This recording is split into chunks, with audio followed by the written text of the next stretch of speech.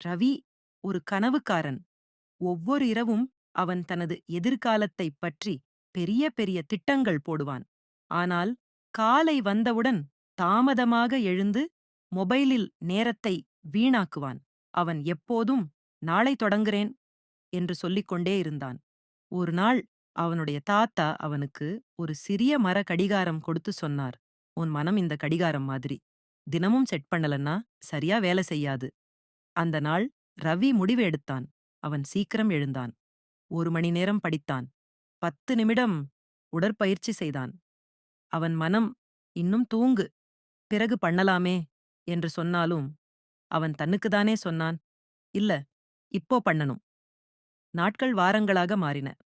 வாரங்கள் மாதங்களாக மாறின. 1 வருடம் கழித்து மக்கள் அவனை கேட்டார்கள், "உன் வெற்றிக்கு ரகசியம் என்ன?" ரவி சிரித்துக்கொண்டு சொன்னான், "என்னோட மனம் என்னை கட்டுப்படுத்துவதுக்கு முன்னாடி, நான் என்னோட மனத்தை கட்டுப்படுத்த கற்றுக்கொண்டேன். நெறி, மாரல். இன்று உன்னை நீ கட்டுப்படுத்தினால், நாளை உன் வாழ்க்கை உன் கையில் இருக்கும்."